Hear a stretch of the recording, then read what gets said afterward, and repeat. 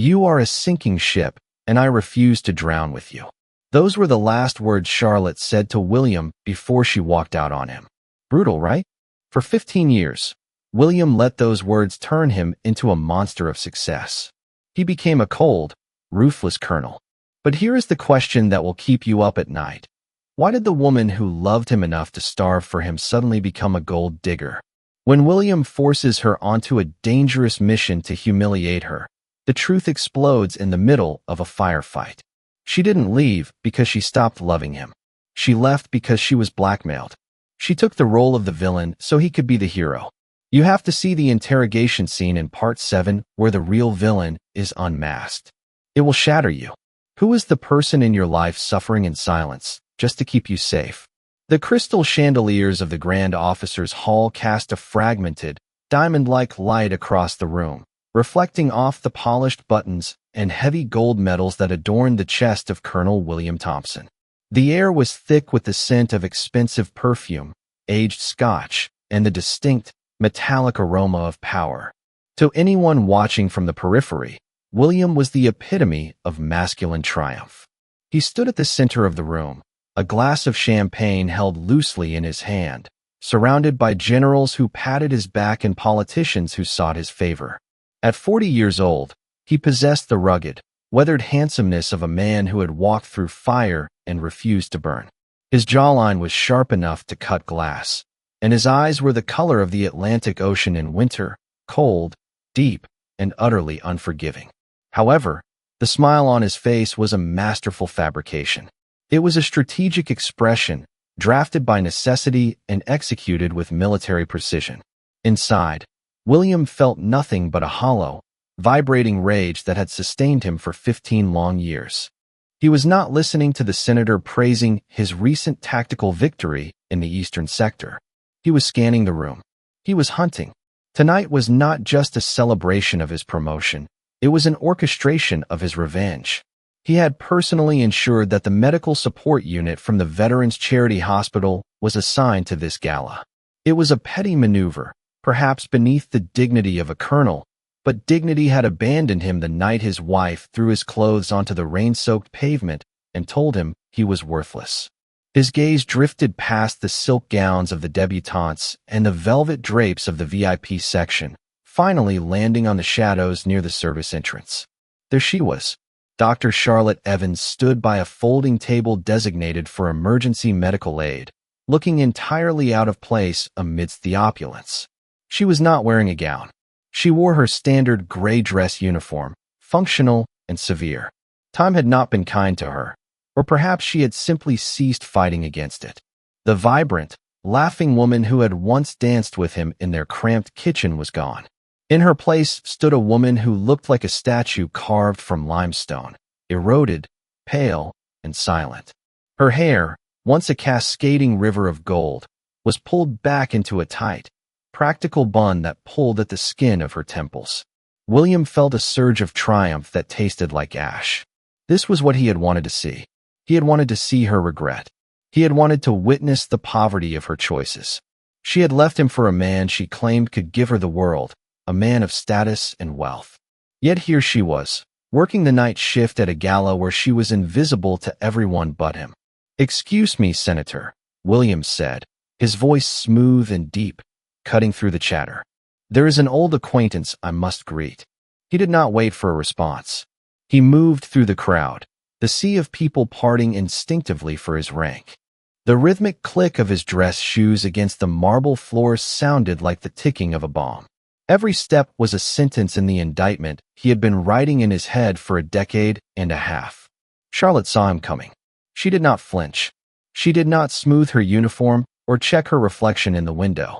She simply clasped her hands in front of her and waited. Her stillness was infuriating.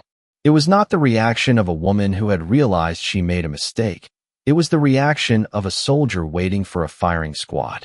William stopped 3 feet away from her. The distance was calculated, close enough to intimidate, far enough to show they were worlds apart. "Dr. Evans," William said. He did not call her Charlotte. He stripped the name of any intimacy, leaving only the cold title. Charlotte raised her eyes. They were tired, framed by dark circles that makeup could not hide. "Colonel Thompson," she replied. Her voice was lower than he remembered, husky with the dust of foreign lands and too many years of shouting over the noise of helicopter rotors. "Congratulations on your promotion. It is well deserved." Her politeness was a shield, and William wanted to smash it. He took a sip of his champagne, letting the silence stretch until it became uncomfortable for everyone nearby, though Charlotte remained impassive. "Is it?" William asked, tilting his head slightly. "I seem to recall a different prediction. 15 years ago, standing in the rain, you told me I was a sinking ship. You said I lacked the ambition to rise. You said I would drag you down into the mud with me." He took a step closer, invading her personal space. "Look at the mud now, Charlotte. It seems to be made of gold." He waited for the flinch, the tear, the stuttered apology.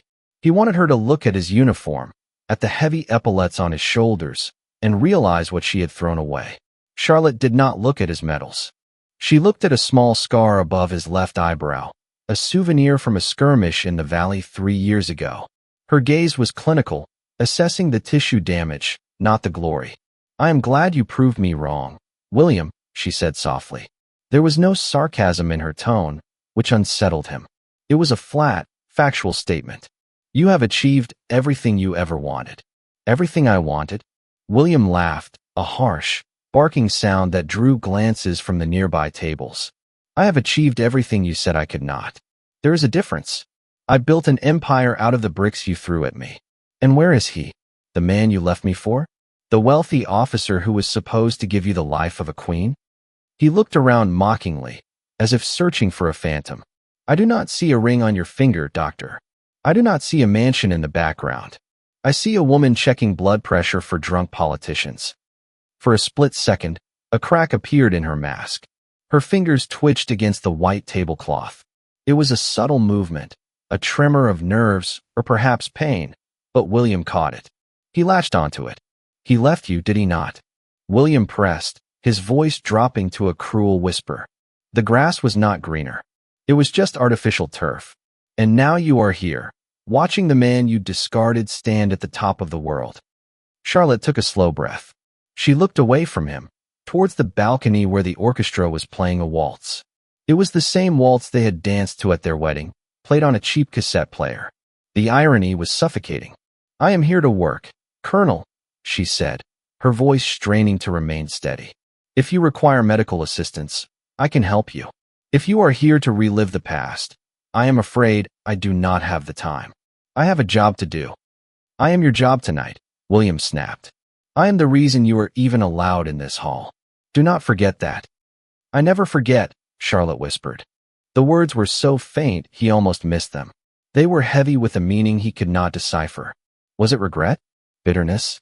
Or something else entirely? Before he could demand an explanation, a shadow fell over them. A third figure approached, moving with the silent grace of a predator who knows the terrain. It was Henry Lawson, the military's most brilliant strategist and William's oldest confidant. Henry was wearing a suit that cost more than Charlotte's annual salary. He held a crystal tumbler of whiskey, his eyes darting between William and Charlotte with a look that William interpreted as concern for his friend, but which was, in reality, distinct panic. "William," Henry said, placing a firm hand on William's shoulder. "The general is asking for you. You are making a scene." William shrugged off the hand, but did not break eye contact with Charlotte. "I am just catching up with an old friend, Henry. You remember Charlotte, do you not?" Henry turned his gaze toward Charlotte. The air temperature between them seemed to drop 10 degrees. There was a silent communication passing between the strategist and the doctor, a look of warning from him, a look of defiance from her. It lasted only a fraction of a second, but it was electric. "Dr. Evans," Henry said, his voice dripping with false courtesy. "It has been a long time. I trust you are keeping your distance." "I am where I am told to be," Charlotte replied, her voice hardening for the first time. She looked at Henry with an intensity that bordered on hatred, a sharp contrast to the weary resignation she showed William. "Just as you arranged."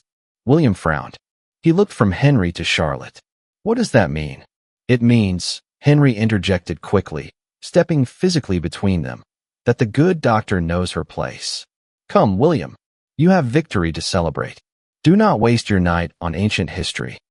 Henry gripped William's arm, guiding him away. William resisted for a moment, looking back. Charlotte had already turned away. She was organizing her medical instruments, lining up the scalpels and bandages with trembling hands. She looked small, defeated, and incredibly lonely. As William walked away, the taste of victory in his mouth turned sour. He had won the confrontation. He had shamed her. He had proven his superiority. So why did he feel a sudden, crushing weight in his chest? And why did the look in Charlotte's eyes haunt him more than the violence of the battlefield? She had not looked at him with the eyes of a greedy woman who lost a bet. She had looked at him like a mother watching her child walk into a fire she could not put out. She looks miserable, William muttered to Henry as they rejoined the party. She made her choices, Henry replied smoothly, taking a sip of his whiskey. But William noticed that Henry's hand was gripping the glass so tightly that his knuckles were white. Forget her, Will. Focus on the mission. The past is a foreign country. We do not go back there. But as the music swelled and the champagne flowed, William Thompson knew one thing with absolute certainty. He was not done with Charlotte Evans. The war between them had not ended 15 years ago. It had only just begun. The rain began to fall shortly after midnight, drumming a relentless, rhythmic cadence against the reinforced glass of William's high-rise apartment. It was a cold, indifferent rain, the kind that washed away the grime of the city but left the gray concrete underneath exposed and raw. William stood by the floor-to-ceiling window, the unopened bottle of vintage whiskey sitting on the mahogany table behind him. He had left the gala early, escaping the suffocating praise of men who had never held a dying soldier in their arms. He had thought the silence of his penthouse would bring him peace, but instead, the sound of the rain acted as a conduit, transporting him back to a moment he had spent 15 years trying to amputate from his memory. The timeline of his life was severed into two distinct eras, before the rain and after the rain. 15 years ago, the rain had not been a rhythmic drumming on glass.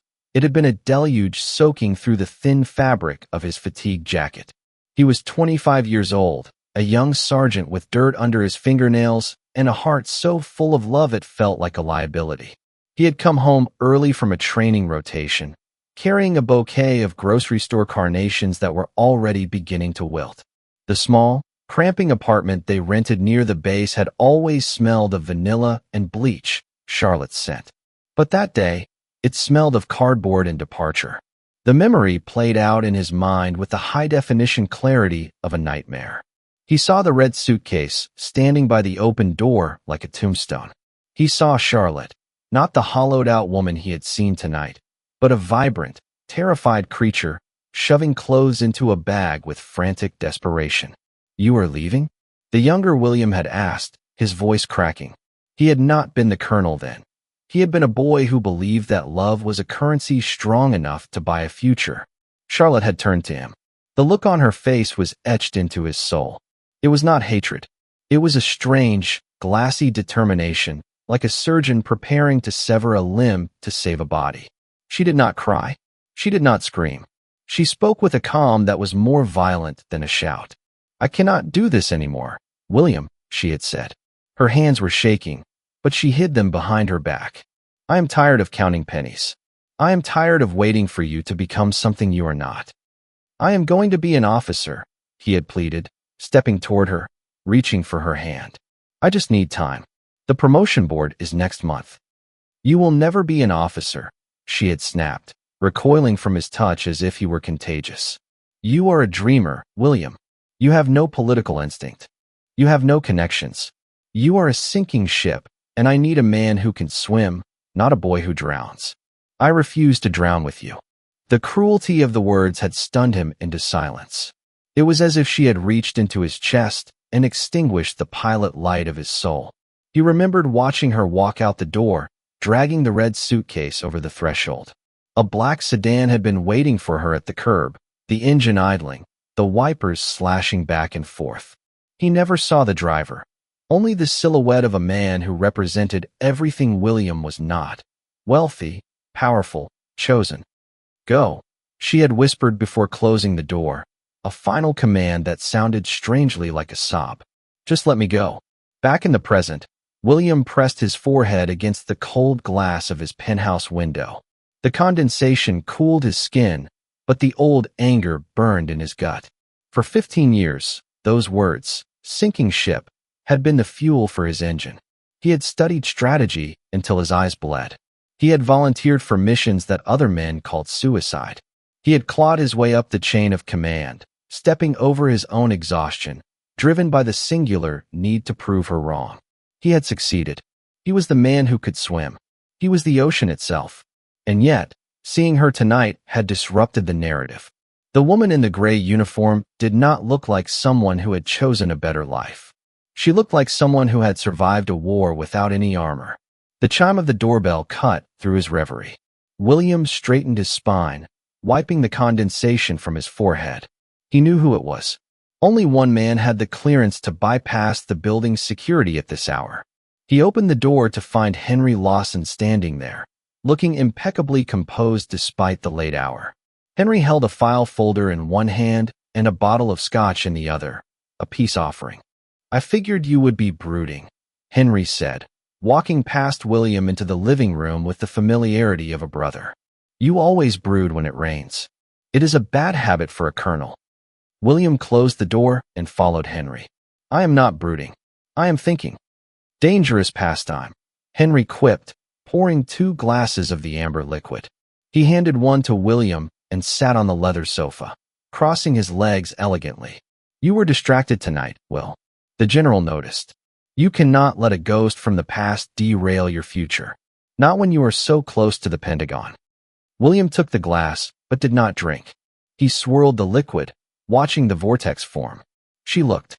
Poor Henry. She looked destroyed. Henry stiffened slightly. It was a microscopic reaction, a tightening of the jaw muscles, but William, trained to read enemy intent in the blink of an eye, caught it. She made her bed, Henry said dismissively. She left you for a man with money. If he squandered it, or if he discarded her, that is the consequence of her own greed. It is not your concern. She was working as a support medic, William continued, his voice low, probing. That is entry-level work. She was a qualified surgeon 15 years ago. Why is she emptying bedpans for a charity unit? It does not add up. Henry set his glass down a little too hard. The sharp clink against the coaster echoed in the quiet room. Why are you analyzing this? She is the past. She is a variable that has been removed from the equation. You are looking for logic in the actions of a traitor, William. There is no logic. Only selfishness. William looked at his friend. Henry had been there that night, 15 years ago. Henry had been the one to pick William up off the floor, the one who poured the first drink, the one who said, she was never good enough for you. Henry had been his architect, rebuilding William's career from the rubble Charlotte had left behind. You acted strange tonight, William said suddenly, turning his gaze fully onto the strategist. When you saw her, you looked afraid. Henry laughed, but the sound was dry, lacking genuine mirth. Afraid? Of Charlotte Evans? Do not be ridiculous, Will. I was concerned. I know what she does to you. She is kryptonite. I did not want her to infect you with doubt on the night of your greatest triumph. She did not try to infect me, William murmured, more to himself than to Henry. She did not ask for money. She did not ask for forgiveness. She barely spoke. She just checked my vitals. It is a tactic, Henry said sharply, standing up and walking toward the window, turning his back to William. It is the pity play. She wants you to feel exactly what you are feeling now. Confusion. Guilt. Do not fall for it. You are a colonel in the United States Army. You do not have the luxury of sentimental curiosity. William watched Henry's reflection in the glass. The strategist's posture was rigid, defensive. For the first time in 15 years, a seed of doubt was planted in William's mind, not about Charlotte, but about the narrative he had been fed. Why was Henry so adamant that he look away? A strategist like Henry usually encouraged gathering intelligence. Why was he demanding blindness? I am assigned the covert operation in the northern sector next week, William said, changing the subject, testing the waters. Yes, Henry replied, relaxing visibly as the topic shifted back to war. It will be dangerous. You need the best team. I am submitting my requisition for the medical support unit tomorrow, William said calmly. I am going to request the 404th unit. Henry spun around, his face draining of color. The 404th? That is the charity unit. That is Charlotte's unit. You cannot be serious. I am very serious, William said, taking his first sip of the scotch. It burned, grounding him. If she thinks I am a sinking ship, I want her to have a front row seat to see how I sail. I want her to see the command I hold. It is the ultimate revenge, is it not, Henry? To make her work for me. To make her salute me. It is a mistake, Henry said, his voice rising in panic. It is emotional compromise. I will not authorize it. I do not need your authorization for personnel, William reminded him coldly. I am the commander of the operation. You are the advisor. Know your place, Henry. The room fell silent. The tension was palpable, a physical weight in the air. Henry stared at William, his eyes searching for a weakness, but finding only the iron wall he had helped build. Fine, Henry hissed, grabbing his jacket. But if she compromises this mission, if she hesitates for 1 second because of your history, it will be on your head. Do not say I did not warn you. Henry stormed out of the apartment, the heavy door slamming shut behind him. William stood alone in the silence. He walked to the window and looked down at the street, where the rain continued to wash the world clean. He saw Henry's car exit the garage and speed away into the night. William pulled his phone from his pocket. He dialed his adjutant. Sir, the sleepy voice answered. Update the personnel roster for the Northern Mission, William said, his voice flat and absolute. Draft Dr. Charlotte Evans. And get me her full service file. Not the summary. The raw file. I want to know every breath she has taken for the last 15 years. Yes, Colonel. William hung up. He looked out at the city lights blurring through the rain. He told himself he was doing this to punish her, to finish the revenge he had started. But deep down, in the part of his heart he thought had atrophied, a different truth was stirring. He didn't just want to punish her. He wanted to understand why the woman who had broken him looked like she was the one who had been shattered. The Strategic Operations Center was a cathedral of silence and electronic blue light, buried 3 stories beneath the earth. The air here was scrubbed clean of the natural world, smelling only of recycled oxygen, burnt coffee, and the ozone tang of overheating servers. It was a place where wars were turned into mathematics, where human lives were reduced to coordinates on a digital map. Colonel William Thompson stood before the main tactical screen, his hands clasped behind his back, his posture as rigid as a steel beam. The large monitor displayed the topography of the northern sector, a jagged landscape of mountains and dense forests where the enemy had entrenched themselves like ticks. However, William was not looking at the terrain. He was looking at the personnel manifest on a secondary tablet he held in his hand. His thumb hovered over the Approve button next to a specific entry, 404th Medical Support Unit.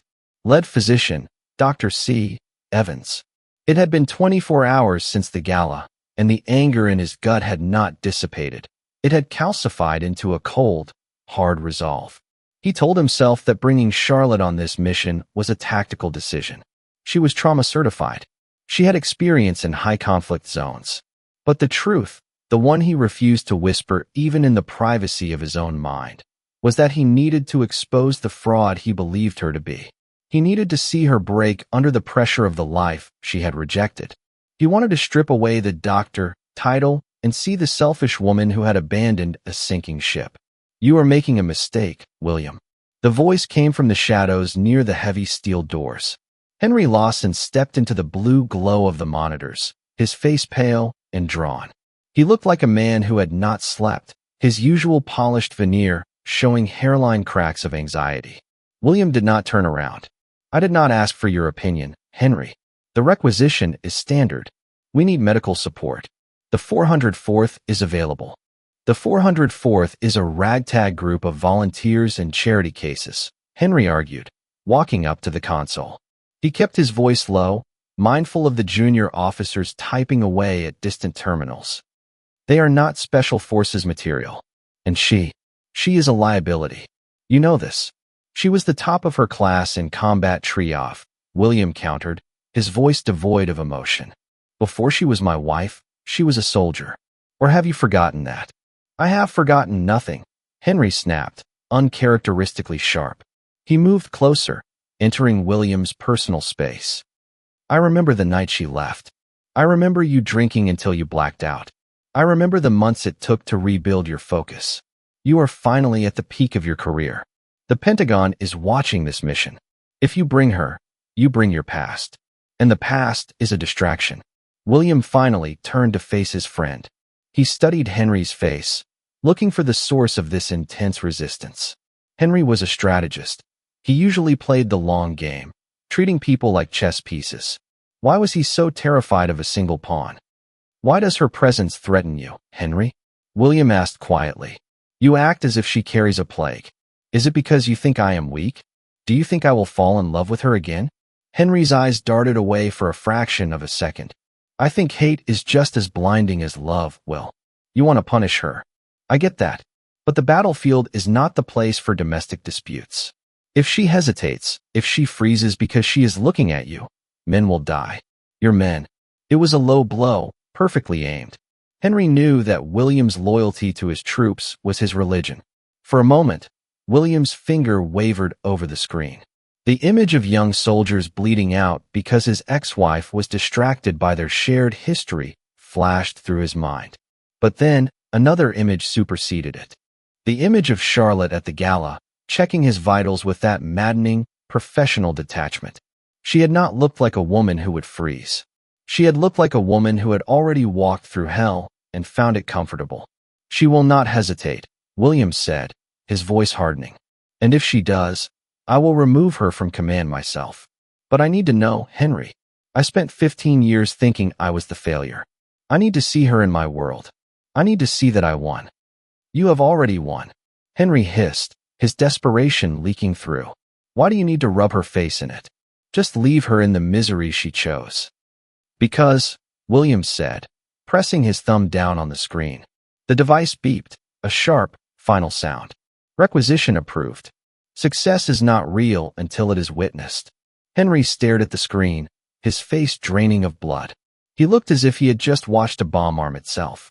For a moment, the mask of the supportive best friend slipped entirely, revealing a flash of sheer, unadulterated terror.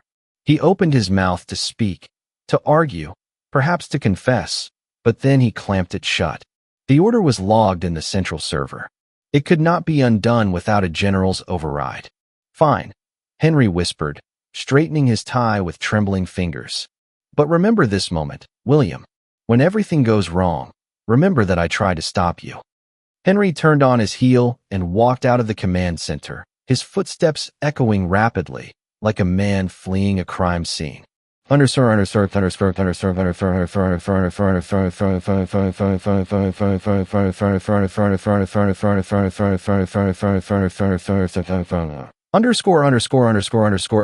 Miles away, in the damp, peeling barracks of the 404th Medical Unit, the notification arrived on a cracked laptop screen.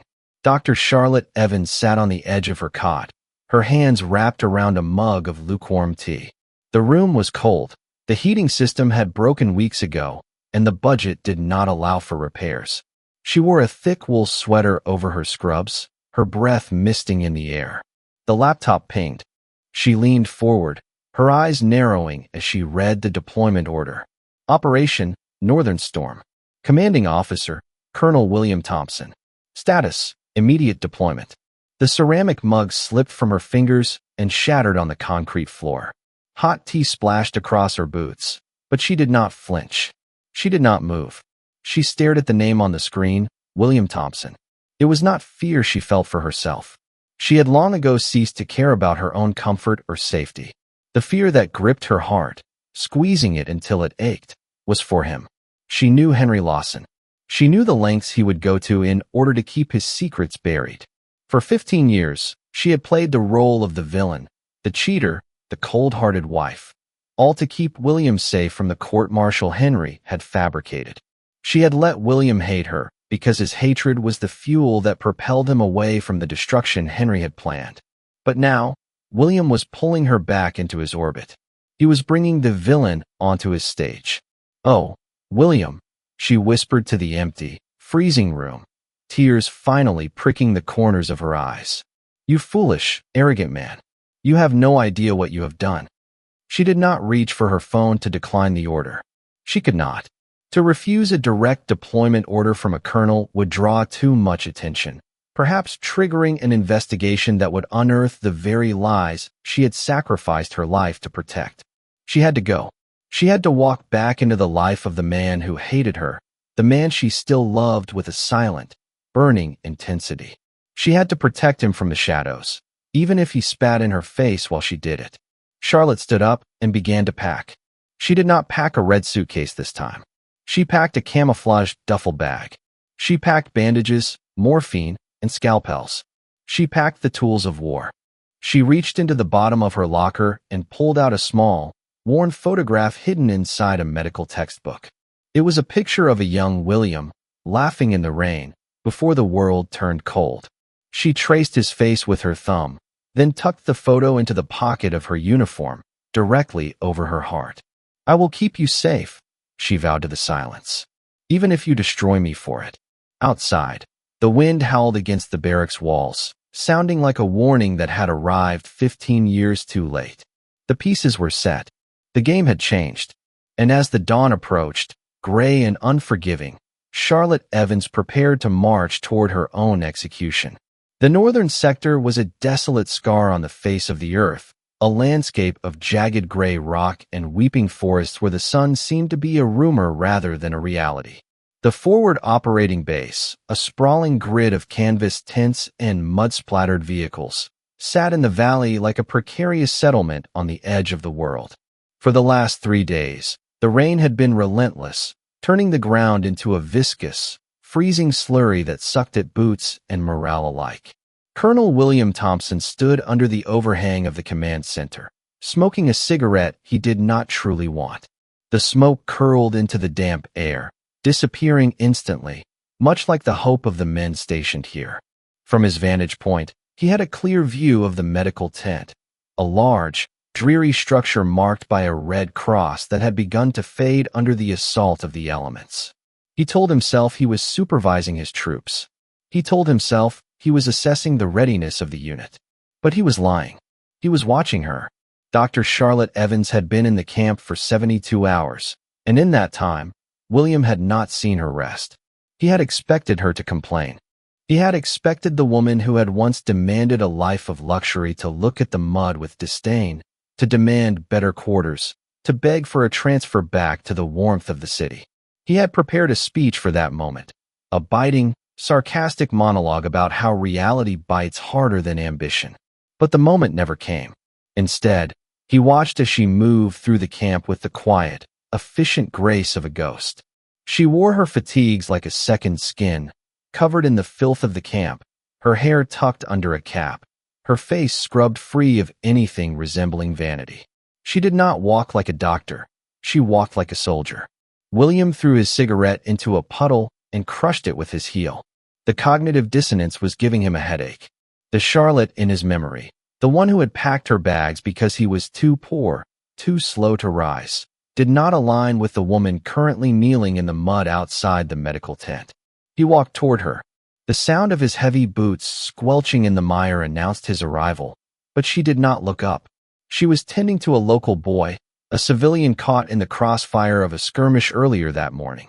The boy was terrified, his eyes wide and white against the grime on his face. Charlotte was whispering to him, her voice a low, melodic hum that seemed to cut through the cacophony of the camp. She was cleaning a shrapnel wound on his leg, her hands moving with a tenderness that William felt in his own chest, a phantom echo of how she used to touch him. "You are wasting supplies on non-combatants," William said, his voice cutting through the rain. It was a cruel thing to say, a test designed to provoke her. Charlotte finished bandaging the wound before she stood up. She wiped her hands on a rag, finally meeting his gaze. Her eyes were red-rimmed from lack of sleep, but they held no defiance, only a weary patience. He is a child, Colonel, she said softly. The Hippocratic Oath does not distinguish between uniforms. Pain is a universal language. And supplies are a finite resource, William countered, stepping closer. The rain drummed against the canvas roof of the tent behind her. We are miles from a resupply drop. If my men bleed out because you decided to play Saint of the Gutters, that is on you. I used my own rations to barter for the extra bandages, Charlotte replied. Her tone was flat, factual. Your men will not go without. I will. William blinked.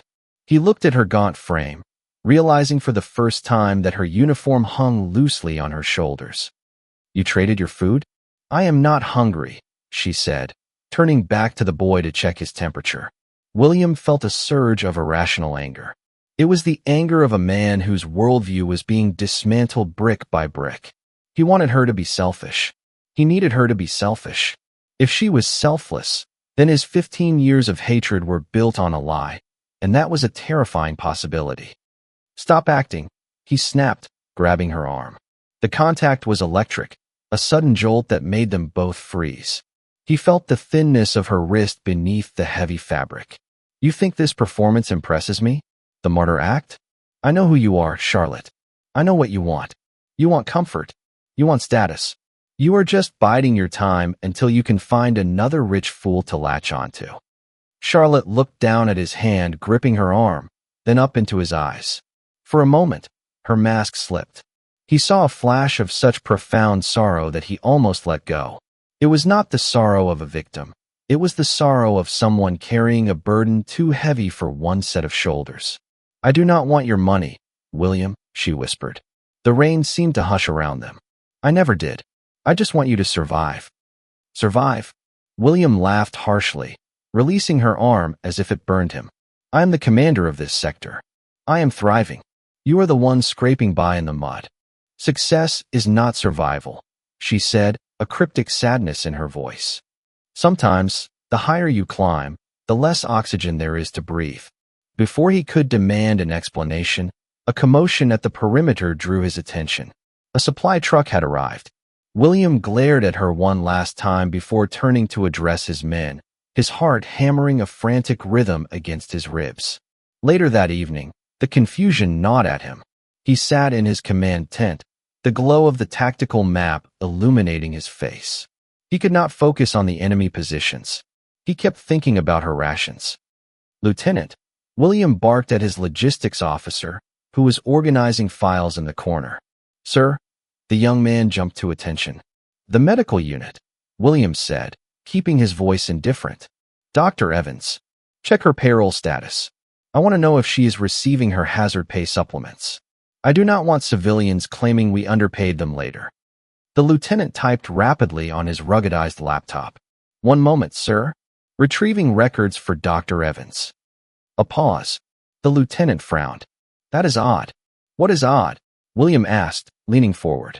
She draws the standard salary, sir, but she has an automatic routing number set up for 100% of her income. She does not keep a cent. It all goes out the moment it hits her account. William felt a cold chill that had nothing to do with the weather. Where does it go? A savings account? An investment fund? No, sir. The lieutenant squinted at the screen. It goes to a charitable trust. The Martha Thompson Memorial Fund. William stopped breathing. The air left his lungs in a painful rush. Martha Thompson. That was his mother's name. His mother, who had died of cancer 2 years after Charlotte left him. His mother, whom he had not been able to afford to treat properly because he was a broke sergeant. Are you certain? William asked, his voice sounding like it was coming from underwater. Yes, sir. It is a fund for veterans' families who cannot afford cancer treatment. It has been active for 12 years. William sat back in his chair, the leather creaking under his weight. 12 years. For 12 years, while he was cursing her name, while he was climbing the ranks fueled by the belief that she was a greedy traitor, she had been working herself to the bone to fund a charity in his dead mother's name. Why? If she was the villain, this made no sense. Villains did not starve themselves to honor the mothers of the men they discarded. That will be all, Lieutenant, William said. He needed the man to leave. He needed to be alone. Sir. The lieutenant saluted and exited the tent. William stared at the tent ceiling. The sound of the rain was deafening now. The pieces of the puzzle were not fitting. "You are a sinking ship," she had said. She had crushed him. But her actions now spoke of a woman who was trying to save him, or perhaps trying to atone for something he did not understand. He stood up and walked to the flap of his tent, looking out into the dark, wet night. Across the camp, the light in the medical tent was still on. She was still awake. She was still working. For the first time in 15 years, the hatred that had been his armor felt heavy. It felt like a cage. And deep in the back of his mind, a terrifying question began to form. What if I was wrong? But before he could answer it, the radio on his desk crackled to life with a static-filled scream. "Contact! Contact! Ambush in Sector 4. We are taking heavy fire." The reverie shattered. The soldier replaced the man. William grabbed his helmet and his rifle, the confusion instantly buried under the adrenaline of command. But as he ran out into the rain, barking orders to his squad, he was not just fighting for the mission anymore. He was running toward the sector where the medical team had been dispatched earlier that hour. He was running toward her. The ambush was not a singular event. It was a disintegration of the world. One moment, Colonel William Thompson was sprinting through the dense, rain-slicked undergrowth, his rifle raised and his breath tearing through his lungs. The next, the air itself seemed to shatter. The sound of mortar fire erased the thunder, a concussive force that lifted him off his feet and threw him backward into the mud. The world went gray and silent, ringing with a high-pitched frequency that drowned out the screams of his men. William tried to push himself up, but his body refused to cooperate. The earth beneath him was vibrating, shaking with the impact of incoming rounds. He tasted copper and ash.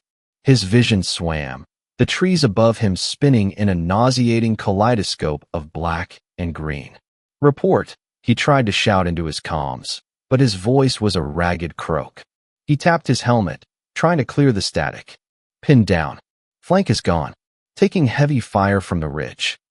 The voices of his squad leaders were frantic, punctuated by the staccato rhythm of automatic gunfire.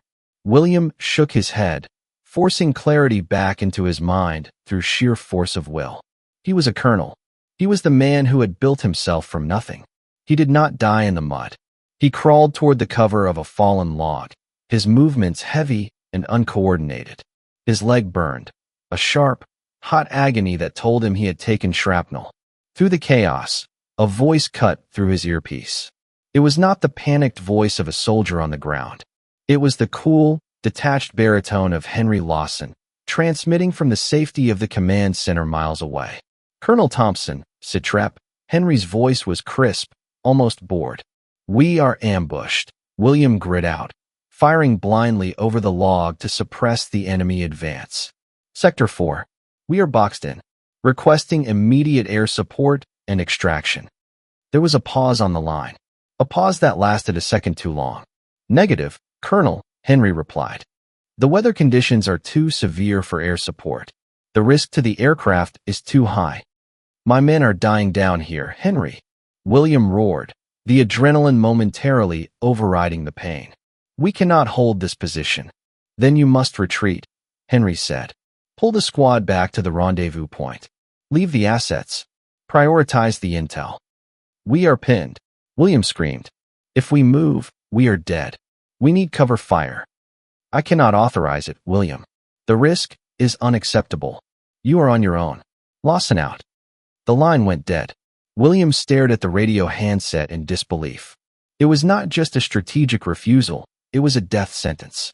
Henry, his oldest friend, the man who had stood by him when Charlotte left, had just cut the cord. It felt personal. It felt like Henry was closing a book he had finished reading. A mortar shell landed 20 yards away, the shockwave knocking the breath out of William. He slumped against the wet bark of the log, his vision graying at the edges. He was going to die here. After 15 years of fighting to prove he was worthy, he was going to die alone in a nameless forest, betrayed by the friend he trusted and abandoned by the wife he hated. Charlotte. The thought of her was sharp and intrusive. He wondered if she was safe. He wondered if she had evacuated. Suddenly, A figure materialized out of the smoke and rain. It was not an enemy soldier. It was a silhouette moving against the flow of the retreat, running low and fast toward the kill zone. William squinted, thinking it was a hallucination brought on by blood loss. But the figure grew closer, sliding into the mud beside him. It was Charlotte. She was not wearing her helmet. Her hair was plastered to her skull by the rain and mud. Her eyes were wide, terrifyingly bright, burning with a ferocity he had never seen before. She did not look at him with the cold distance of the gala or the weariness of the camp. She looked at him with a desperate, consuming panic. "William!" she screamed, her hands immediately on him, checking his chest, his neck, his leg. "Look at me. Stay with me." "Go back," William wheezed, trying to push her away. His hands were weak, sliding off her soaked uniform. "Get out of here. That is an order." "To hell with your orders," she snarled, ripping a bandage package open with her teeth. She pressed a compress against his bleeding thigh with such force that he cried out, "I am not leaving you. Not again." "Why?" William whispered, his head lolling back against the log. The world was fading, the sounds of battle becoming a distant hum. "You hate me. You left me." "I never left you," she sobbed, the tears mixing with the rain on her face. She grabbed the collar of his tactical vest. "I never left you for a second." She slung his arm over her shoulder. She was small, half his weight, but she possessed a strength that defied physics. With a guttural cry of effort, she hauled him up. "Move, William. You have to walk," she commanded. They stumbled through the chaos. Bullets zipped past them, snapping twigs and tearing through leaves. Charlotte did not flinch. She placed her body between him and the line of fire, shielding him with her own fragile existence. She was literally dragging him through the gates of hell. They collapsed into a ravine, rolling down the muddy slope until they hit the bottom, hidden from the enemy's sight by the dense brush. William lay on his back, staring up at the gray sky. His breathing was shallow. The cold was seeping into his bones, numbing the pain but also numbing his mind. Charlotte hovered over him. Her hands were frantic, working to stabilize the bleeding. She injected morphine into his thigh. She checked his pulse. "Stay awake," she commanded, slapping his cheek lightly. "Do not you dare close your eyes, William Thompson. Do not you dare die on me." William looked up at her. Her face was hovering above him like a moon in the darkness. He saw the lines of worry etched into her skin. He saw the terror. And beneath the terror, he saw something else, something that looked painfully, devastatingly like love. "Why?" he mumbled again, his tongue feeling thick. Henry said you wanted money." Charlotte froze.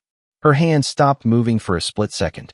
A look of pure, unadulterated hatred flashed across her face. Not for William, but at the mention of the name. "Henry lies," she whispered. She leaned down, her forehead resting against his, her breath warm against his cold skin. "He lies about everything." William's eyes began to flutter closed. The darkness was inviting. It promised rest. It promised an end to the 15 years of anger. "William, listen to me," Charlotte said, her voice breaking. She cupped his face in her mud-stained hands. "You have to live. You have to succeed. Because if you die here, then everything I did, everything I gave up, it will all be for nothing." "What did you give up?" William breathed, barely audible. Charlotte closed her eyes, and a single tear dropped onto his cheek, hot and stinging. "I gave up you," she whispered, the confession tearing out of her throat. "I broke my own heart so you could have a career. I let you hate me so he would not destroy you. It was all for you. It was always for you." The words floated in the air, suspending time. "I let you hate me so he would not destroy you." William tried to process the sentence. It contradicted everything he knew. It rewrote the history of his life. But his brain was shutting down. The darkness washed over him, heavy and absolute. The last thing he felt was Charlotte's hand gripping his, anchoring him to the earth. The last thing he heard was her voice, reciting a prayer, not to God, but to him. "Please live. Prove me right. Be the man who swims." Then, there was only silence. The return to consciousness was not a gentle awakening.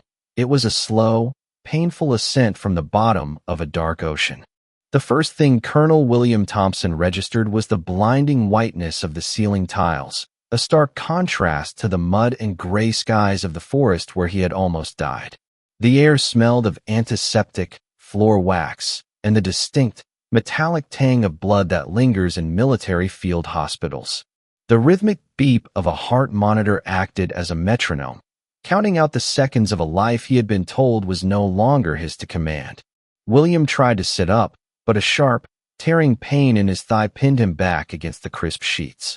He groaned, the sound dry and ragged in his throat. His leg was heavily bandaged, elevated on a sling. He was alive. Against all odds, against the tactical probability, he was alive. And he remembered why. The memory of the ravine was not hazy. It did not possess the dreamlike quality of a hallucination induced by blood loss. It was seared into his mind with the clarity of a brand. He remembered the rain plastering Charlotte's hair to her face. He remembered the desperate strength in her small hands as she dragged him. But mostly, he remembered her voice, whispering the words that had been haunting him for 72 hours of unconsciousness. I gave up you, so he would not destroy you. Colonel, you are awake. William turned his head. A young nurse stood by the door, holding a clipboard. She looked terrified, as if she expected him to start barking orders immediately. Dr. Evans, William rasped, his voice sounding like gravel. Where is she? Dr. Evans is in the surgical tent, sir, the nurse replied nervously. She has been operating for 12 hours straight. There were many casualties from the ambush. Is she injured? Minor lacerations, sir.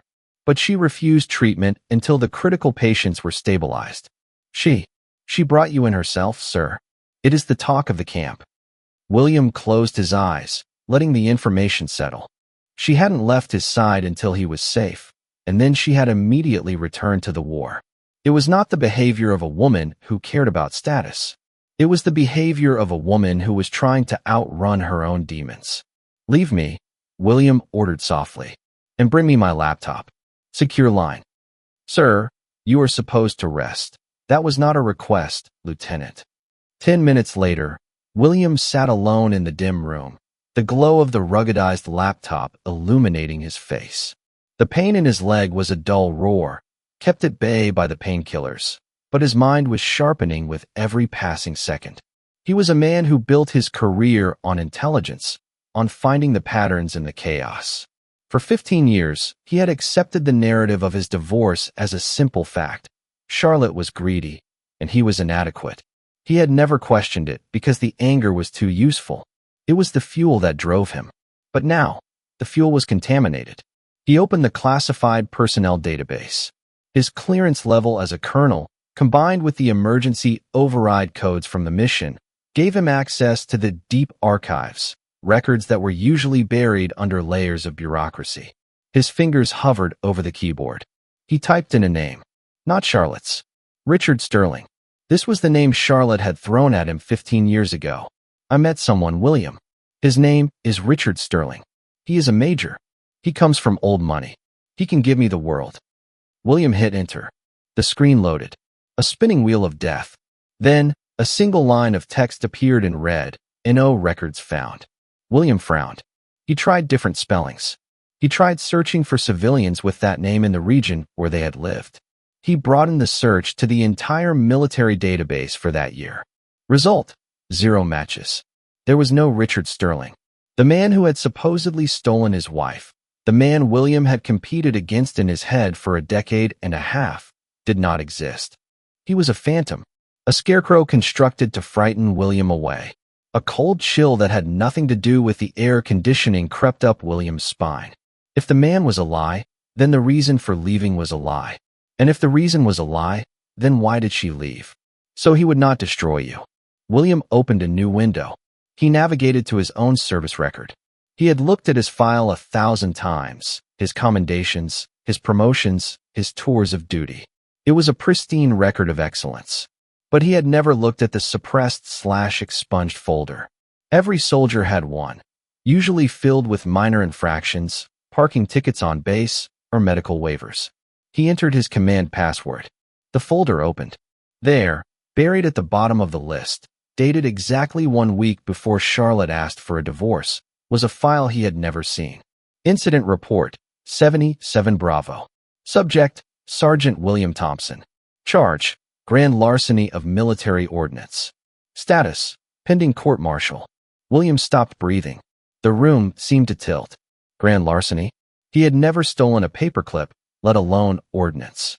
This charge carried a minimum sentence of 20 years in a military prison. It would have ended his life.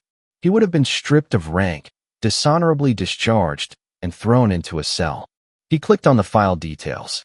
The evidence listed was circumstantial but damning. Signatures that looked like his, inventory logs that had been altered. It was a frame-up. A perfect, professional frame-up. But the charge had never been filed. It had never gone to court. Why? He scrolled down to the resolution section. Status, dropped/sealed. Reason, insufficient evidence/witness recantation. Authorizing officer, Captain Henry Lawson. The name stared back at him from the screen, mocking him. Henry Lawson. William sat back, the laptop nearly slipping from his lap. The puzzle pieces slammed together with a violence that made him nauseous. 15 years ago, Henry was a rising captain in the Judge Advocate General's office before he switched to strategy. He had the power to create a charge and the power to bury it. The timeline was undeniable. Day 1, the fake charge is generated. Day 2, Henry likely approaches Charlotte. He shows her the file. He tells her that her husband is going to prison for 20 years unless she does exactly what he says. Day 3, Charlotte leaves William. She breaks his heart so completely that he focuses solely on his career. She plays the villain to ensure he has no reason to look back, no reason to ask questions. Day 4, Henry seals the file. He steps in as the supportive best friend, guiding the broken William up the ladder, keeping him close, controlling him. My God, William whispered to the empty room. It wasn't a divorce. It was a hostage negotiation. Charlotte hadn't rejected him. She had jumped on a grenade to save him. And for 15 years, he had treated her like a leper. He had flaunted his success in her face, not realizing that his success was bought with her blood. Every medal on his chest was a receipt for her sacrifice. A wave of nausea hit him. He remembered the gala. The way Henry had looked panicked when he saw Charlotte. The way Henry had tried to stop him from bringing the 404th Unit. The way Henry had ordered the retreat during the ambush, leaving William to die. Henry knew, if William and Charlotte ever truly spoke, the lie would unravel. Henry had been managing the board for 15 years, moving them like pieces, feeding on their misery. William closed the laptop. His hands were trembling, not from weakness, but from a rage so cold and absolute it felt like ice in his veins. The sadness was gone. The confusion was gone. In their place was a clarity that was terrifying in its intensity. He needed to confirm it. He needed to hear it from her lips. But he couldn't just ask her. She was still protecting him. If he asked her, she would lie again. She would deny it to keep him safe, thinking Henry still held the leverage. He needed to change the game. William reached for the bedside phone. He dialed the command center. "This is Colonel Thompson," he said, his voice steady, stripped of all pain. "I am assuming command of the operation remotely. Status report." "Colonel." The voice on the other end was startled. "We thought. Major Lawson said you were critical. He has taken temporary command." "Major Lawson is relieved of command effective immediately," William said, his voice cutting like a scalpel. "Tell him to report to my quarters when he returns from the briefing." "And Lieutenant?" "Yes, sir." "Send a security detail to the medical tent. Bring Dr. Evans to the supply bunker in Sector 7. Tell her it is an interrogation regarding the breach of protocol during the ambush. Make it look official. Do not be gentle." "Sir." The lieutenant sounded confused. "You want to interrogate the doctor who saved you? Just do it, Lieutenant." William hung up the phone. He stared at his reflection in the dark screen of the laptop. He looked older. He looked like a man who had just woken up from a 15-year coma to find his house had been burned down by his best friend. He would get the truth. He would corner Charlotte, not to hurt her, but to force the confession she was too noble to give. And once he had the truth, once he held the weapon she had forged in the fire of her own suffering, he would turn it on the real enemy. William swung his legs over the side of the bed. The pain in his thigh screamed, white-hot and blinding, but he stood up anyway. He walked to the window, limping heavily, and looked out at the rain-soaked camp. "Hold on, Charlotte," he whispered to the night. "I am coming for you. And this time, I am not the one who is going to drown." The supply bunker in Sector 7 was a concrete tomb buried beneath the muddy hillside, smelling of diesel fumes, damp canvas, and the stale air of neglect. A single naked bulb hung from the ceiling, casting a harsh, swinging light that threw long, distorted shadows against the peeling walls. It was a place designed for storage, for forgotten things, but tonight it served a darker purpose. It was an interrogation room. Dr. Charlotte Evans sat on a metal folding chair in the center of the room. Her hands were not cuffed, but they might as well have been. She clasped them tightly in her lap, her knuckles white, her posture rigid. She had been escorted here by 2 military police officers who refused to meet her eyes. They had told her it was a disciplinary hearing regarding her refusal to retreat during the ambush. She expected a court-martial. She expected to be stripped of her medical license. But deep down, she feared something far worse. She feared that William had finally seen through the cracks in her armor. The heavy steel door groaned open, the sound echoing like a gunshot in the small space. Charlotte did not flinch, but her breath hitched in her throat. Colonel William Thompson stepped inside. He was leaning heavily on a cane, his injured leg dragging slightly, but his presence filled the room instantly. He wore his dress uniform jacket over his field fatigues, the buttons glinting under the harsh light. His face was a mask of stone, unreadable and terrifying. He did not speak to her immediately. He turned to the 2 guards standing by the door. "Leave us," William commanded. His voice was low, vibrating with an authority that brooked no argument. "Secure the perimeter. No one enters until I give the order." "No one." "Yes, Colonel." The guards saluted and exited, the heavy door slamming shut with a finality that made the air in the room feel suddenly thin. The lock clicked. William turned the deadbolt. Then, he turned to face her. He limped slowly toward the metal table that separated them, placing his cane against it before leaning forward, his hands resting on the cold surface. He stared at her for a long, agonizing minute. The silence stretched between them, thick with the weight of 15 years of unsaid words. "You disobeyed a direct tactical order," William began, his voice deceptively calm. "You compromised the safety of your unit. You risked your life and the lives of the extraction team to save one man. That is a court-martial offense, Doctor." Charlotte lifted her chin. She would not apologize for saving him. "I took a calculated risk based on the medical necessity of the situation, Colonel. The patient was critical. Retreat would have been fatal." "The patient," William repeated, tasting the word with irony. "Is that all I was? A patient? A statistic on your triage board?" "Every soldier is a patient when they are bleeding," she replied, her voice steady, though her heart was hammering against her ribs like a trapped bird. William laughed softly, a sound devoid of humor. He walked around the table, invading her personal space. He stopped just inches from her chair, forcing her to look up at him. "Stop it," he whispered, the mask slipping just enough to reveal the raw intensity beneath. "Stop the performance, Charlotte. There is no audience here. There is no Henry to watch us. There is no Richard Sterling to hide behind." Charlotte froze. The name hung in the air like smoke. She had not spoken that name in 15 years.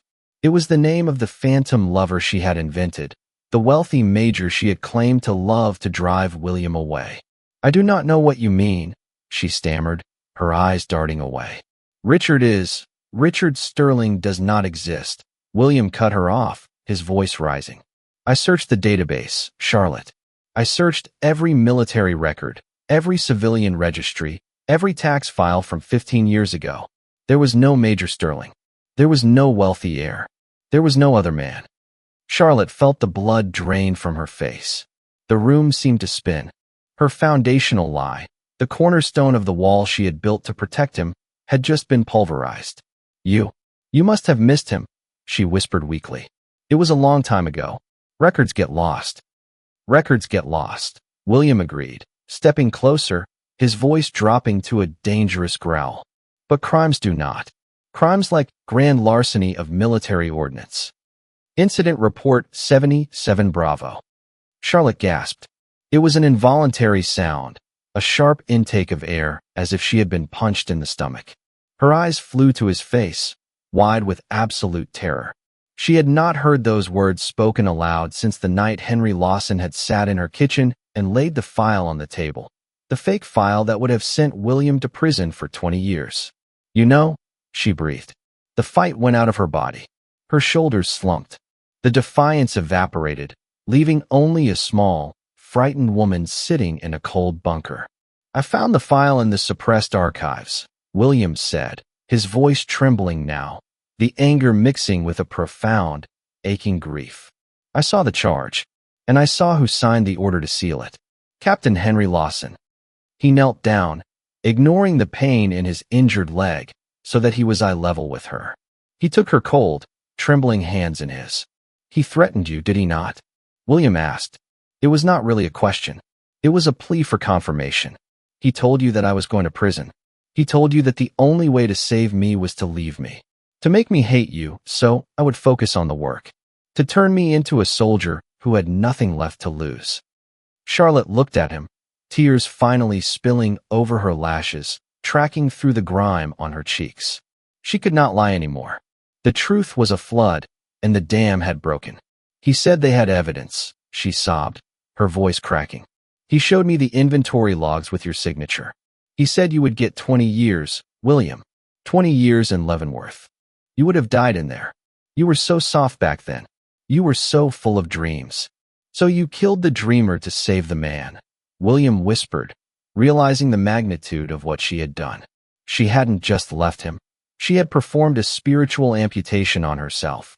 She had accepted the role of the villain, allowing him to despise her, allowing the world to call her a gold digger, all to ensure he walked free.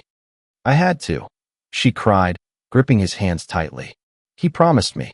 He said if I made you hate me, if I made you ambitious, he would make the charges disappear. He would guide your career. He would make you a general. I made a deal, William. My happiness for your life. William closed his eyes, a single tear escaping and tracing the harsh line of his jaw. The rage he had carried for 15 years, the fire that had fueled his every victory, was suddenly extinguished. In its place was a cavernous hollow of regret. It was a lie, Charlotte, he said softly, opening his eyes to look into hers. The charges were fabricated. I never stole anything. Henry forged the signatures. He created the problem so he could sell you the solution. He wanted to own me, and he used you to do it. Charlotte stared at him, her mouth opening in silent horror. No, he showed me the proof. He is a strategist, William said, his voice hardening into steel. He manipulates outcomes. He saw a talented soldier he could control, and a wife who was in the way. He played us, Charlotte. For 15 years, he has been pulling the strings, watching us dance. I thought I was saving you, she whispered, her voice broken. I thought I was the only thing standing between you and a cell. You were, William said fiercely. You saved me in the only way you knew how. You walked into the fire so I would not burn. He reached up and cupped her face, his thumbs wiping away the tears and the dirt. For the first time in 15 years, he touched her not with anger, not with possession, but with a reverence usually reserved for religious artifacts. I called you a sinking ship, she choked out, a fresh wave of sobbing taking over. I said such cruel things. I practiced them in the mirror until I stopped crying. I wanted you to hate me so much that you would never look back. Because if you looked back, I knew I would break. I hated you, William admitted, his voice rough. I hated you with every breath I took. I built my empire on that hate, and it was all wasted. He pulled her toward him, and she collapsed against his chest, burying her face in the rough wool of his uniform. She wept, ugly, wrenching sobs that shook her entire body, releasing 15 years of silence and shame. William wrapped his arms around her, holding her tightly, his own eyes burning. He rested his chin on the top of her head, smelling the rain and the antiseptic, the scent of the woman who had loved him enough to destroy herself. They stayed like that for a long time. The only sound in the bunker, the hum of the generator and the sound of Charlotte's weeping. William stared at the concrete wall, his mind racing. The sorrow was being replaced by a cold, calculating fury. He was no longer just a colonel. He was a husband who had just found out who had assaulted his wife. Henry Lawson thought he was playing a game of chess. He thought Charlotte was a pawn he had removed from the board. He thought William was his queen, a powerful piece he could move at will. But Henry had made a fatal error. He had underestimated the bond between the pawn and the queen. He had assumed that lies were stronger than truth. William pulled back slightly, looking into Charlotte's red, swollen eyes. "We are going to finish this," he said. His voice was no longer the voice of a broken man. It was the voice of the colonel, dangerous and absolute. "He thinks he owns us.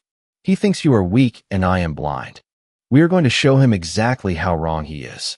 "What are we going to do?" Charlotte asked, wiping her face, a spark of her old resilience returning to her eyes. "He expects me to destroy you," William said, a dark plan forming in his mind. "He thinks I brought you here to interrogate you. He expects me to cast you out. So, we will give him what he wants. We will play his game one last time. But this time, we write the ending." William stood up, offering his hand to Charlotte. She took it. As she stood, she wasn't just the tired doctor in the gray uniform anymore. She was the partner he had lost and found again. "Dry your eyes, Dr. Evans," William said, a grim smile touching his lips. "We have a trap to set." The tribunal room in the administrative wing of the forward operating base was a place designed to strip a man of his dignity. It was a windowless box with concrete walls painted a suffocating shade of institutional beige. The only furniture was a heavy steel table, 3 chairs, and a recording device that sat in the center of the table like a mechanical judge. Colonel William Thompson sat at the head of the table. He had removed his field jacket, sitting in his olive drab undershirt, his injured legs stretched out stiffly beneath the table. He looked unhinged. His hair was disheveled, his eyes were bloodshot, and a half-empty bottle of whiskey sat near his right hand, a prop he had carefully staged. Dr. Charlotte Evans sat to his left, looking small and broken. She was staring at her hands, her shoulders hunched. To an outside observer, she looked like a woman awaiting sentencing. In reality, she was the bait. The door opened with a hiss of pneumatic pressure. Henry Lawson walked in. The strategist looked impeccable, as always. Even in a war zone, Henry managed to look like he was stepping out of a boardroom. He smoothed his tie, his eyes darting from William's disheveled state to Charlotte's bowed head. He assessed the room with the cold calculation of a man checking a ledger. He saw exactly what William wanted him to see, a volatile situation that needed managing. "You called for me, Colonel," Henry said, his voice smooth, though there was a hint of irritation. "I was in the middle of a briefing with the Joint Chiefs." "Sit down, Henry," William said. His voice was thick, slurred just enough to suggest intoxication without losing authority. He pointed a trembling finger at Charlotte. She confessed. Henry froze halfway to the chair. His eyes narrowed, focusing on Charlotte. "Confessed? Confessed to what?" "To everything," William lied, slamming his hand on the table. The noise made Charlotte flinch, a perfect piece of acting. She admitted she never loved me. She admitted she only came back to humiliation me. She said she cheated on me 15 years ago because I was pathetic, because I was poor. William took a swig from the bottle, wiping his mouth with the back of his hand. He looked up at Henry with desperate, pleading eyes. "You were right, Henry. You were right all along. She is poison." Henry relaxed. He sat down, crossing his legs. A small, smug smile touched the corners of his lips. This was a narrative he understood. This was a fire he could control. "I told you, Will," Henry said, his voice dripping with false sympathy. "I told you not to bring her here. Women like her, they do not change. They consume." "I want her gone," William growled, glaring at Charlotte. "I want her court-martialed. I want her stripped of her license. But she keeps denying the other thing." "What other thing?" Henry asked cautiously. "The theft," William said, leaning forward, his eyes locking onto Henry's. "She says she did not steal the ordnance 15 years ago. She says there was no investigation. She is lying, isn't she, Henry? You saw the file. You showed it to her. The room went deadly silent. This was the precipice. Henry looked at Charlotte. She raised her head slowly, her eyes wide with feigned terror. Please, Henry, she whispered, her voice trembling. Tell him the truth. Tell him I did not steal anything. Henry looked back at William. He saw a broken man, a drunk colonel desperate for validation. He saw no threat. He saw only a problem that needed to be finalized so he could get back to running the war. To Henry, the truth was just a tool to be used or discarded. William, Henry sighed, leaning in confidentially, lowering his voice to a soothing baritone. Does it matter if she stole it or not? The point is, she was a liability. She was going to drag you down. It matters to me, William shouted, standing up unsteadily, wincing as his leg took his weight. I need to know that I was right to hate her. Tell her, Henry. Tell her you saved me from prison. Henry stood up too, placing a calming hand on William's shoulder. Listen to me, Will. You are the colonel. You are a hero. Do not let the details of the past cloud your judgment. Did she steal the ordnance, Henry? William asked, his voice suddenly dropping the slur. It became razor-sharp. Yes or no? Henry, impatient now, believing he was speaking to a man too drunk to process nuance, decided to cut the cord. No, Henry snapped. She didn't steal anything. I forged the file. The words hung in the air, vibrating against the concrete walls. You? What? William whispered, stepping back. I forged it, Henry admitted, straightening his jacket, looking at William with a mix of pity and arrogance. I created the charge. I signed the logs. It was necessary, William. You were soft. You were content to be a sergeant living in a trailer with a woman who had no ambition. I saw your potential. I knew you needed a push. I knew you needed to lose her to find your fire. Henry gestured to Charlotte as if she were a piece of furniture. I gave her a choice. Leave you, or watch you go to prison for a crime I invented. She made the right choice. And look at you now. You are a colonel. You are going to be a general. I made you, William. You should be thanking me. Henry waited for the gratitude, or perhaps the resignation. Instead, he saw William's face change. The drunkenness vanished instantly. The slur disappeared. The posture straightened, the pain in the leg ignored. William Thompson stood tall, his eyes cold and clear as winter ice. He looked at Henry not as a friend, but as a target. You made me? William repeated, his voice quiet and terrifying. You did not make me, Henry. You broke me, and you tortured her. Henry frowned, sensing the shift in the atmosphere. William, you are emotional. Sit down.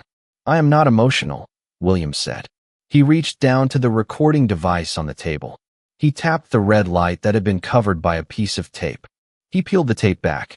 The light was blinking steady and bright. I am evidence gathering.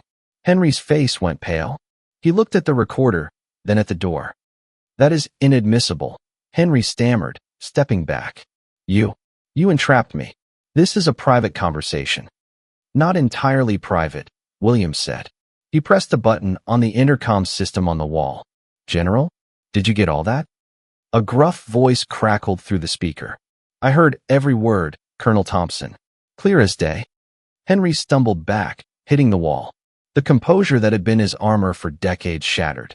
He looked at Charlotte. She was no longer hunching. She was standing up, her eyes dry, her gaze burning into him with 15 years of vindication. You promised, Henry whispered, looking at her, his mind unraveling. You promised you would never tell. I kept my promise, Charlotte said softly. I never told him. You did. The door opened again. This time, it wasn't a friend entering. It was two massive military police officers, followed by the general himself.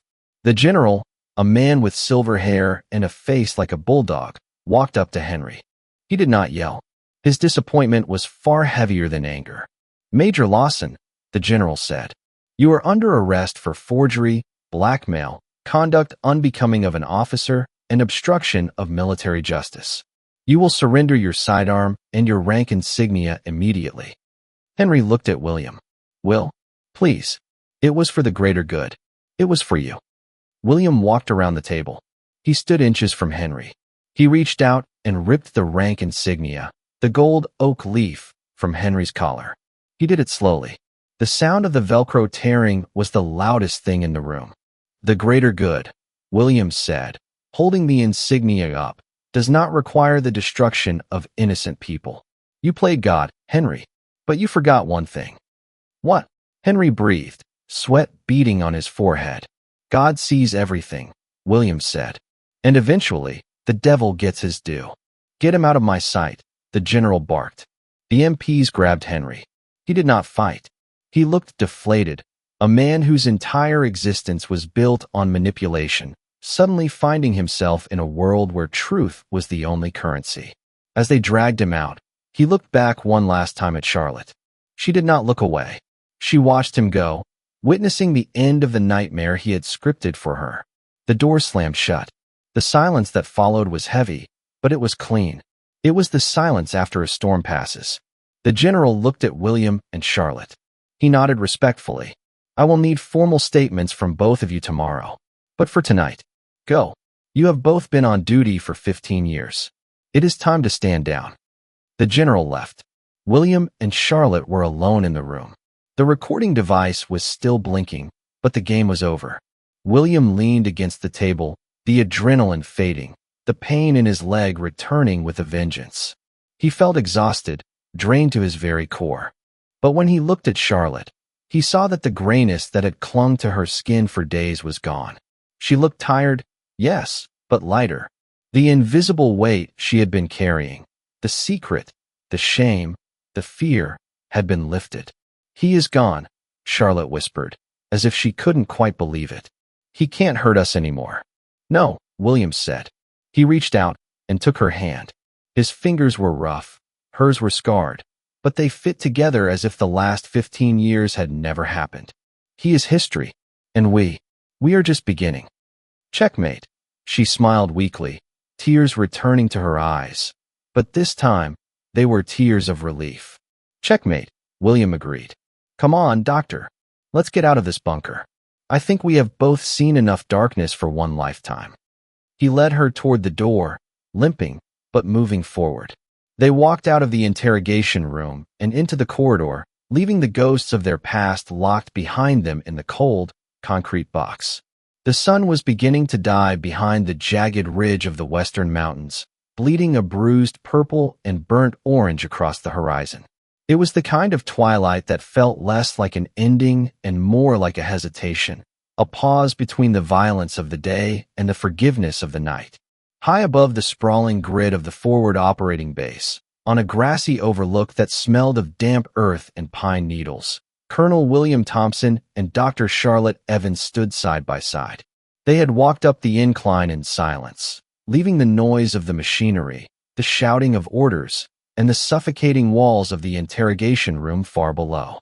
William leaned heavily on his cane, his injured leg throbbing with a dull, rhythmic ache, but he refused to stop. He needed to feel the ground beneath his feet. He needed to breathe air that hadn't been recycled through a ventilation system. Below them, the base was beginning to light up, a constellation of floodlights and security beacons against the darkening valley. From this height, the war looked small. The tanks were toys. The barracks were cardboard boxes.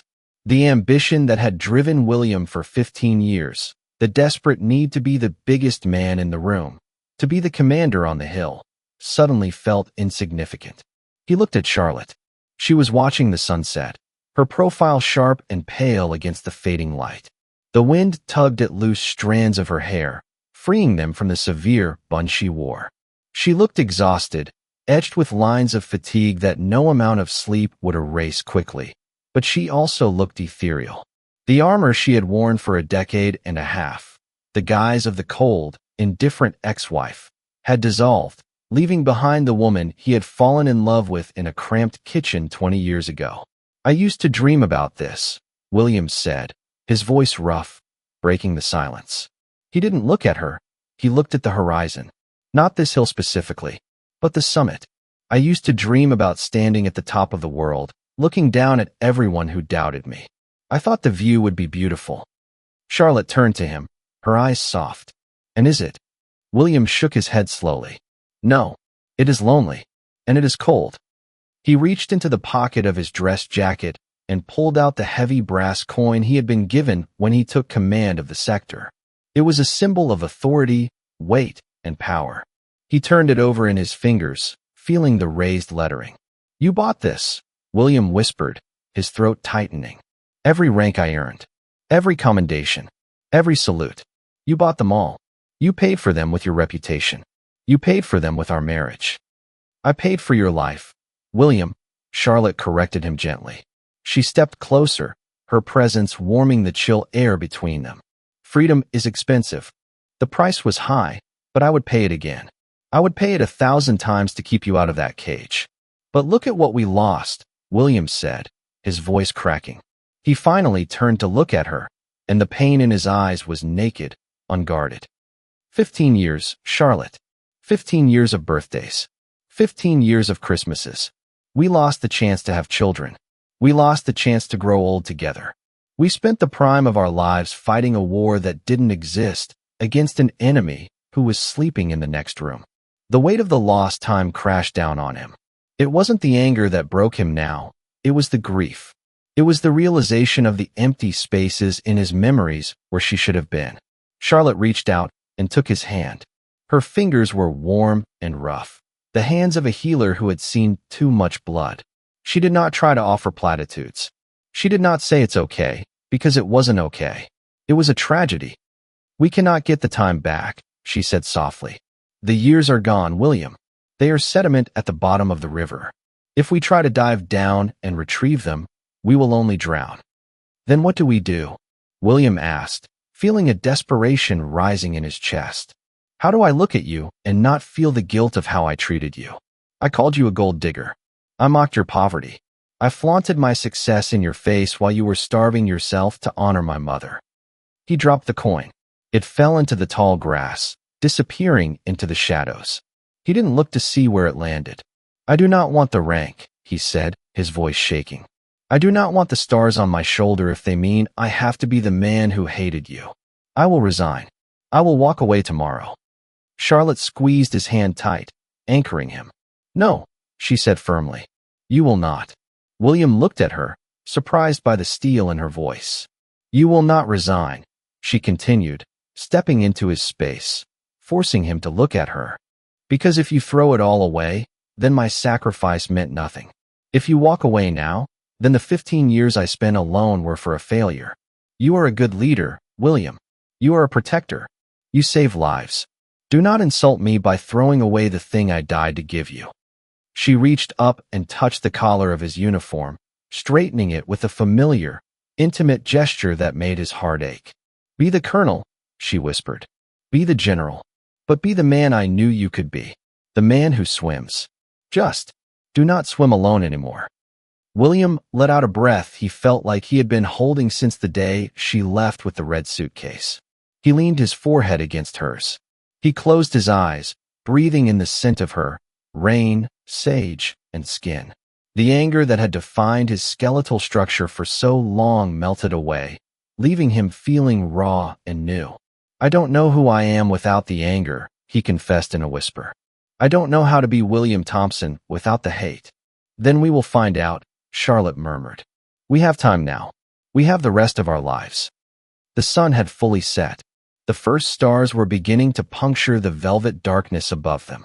The air was cooling rapidly, but neither of them moved to go back down to the warmth of the base. William pulled back slightly to look at her face. In the moonlight, the lines of worry seemed softer. She looked beautiful, not the glossy, untouched beauty of the debutantes at the gala, but the resilient, enduring beauty of a mountain that has weathered the storm. "I am sorry," he said. The words were simple, but they carried the weight of the world. "I am so incredibly sorry, Charlotte." "I know," she smiled, and this time, the smile reached her eyes. "I forgive you, and I hope, one day, you can forgive me for hurting you to save you." "There is nothing to forgive," William said. He brought her hand to his lips and kissed her knuckles, a gesture of courtship he hadn't performed in 2 decades. He looked down at the base, then back at her. The path ahead was not going to be easy. They were strangers with a shared history. They had scars that would ache when the weather changed. They had to learn each other all over again.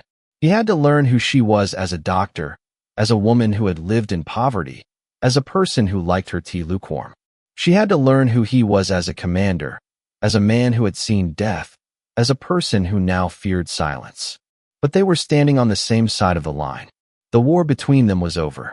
The treaty had been signed in tears and truth. Dr. Evans, William said, his voice finding a new, quieter strength. My shift is over.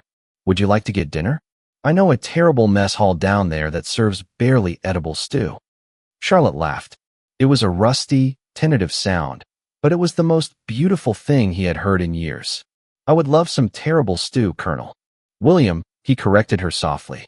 Just William. William, she tested the name, nodding. And I am Charlotte. It is nice to meet you, Charlotte, he said. He offered her his arm, not as a superior officer, but as a gentleman. She took it. Together, they turned away from the edge of the cliff.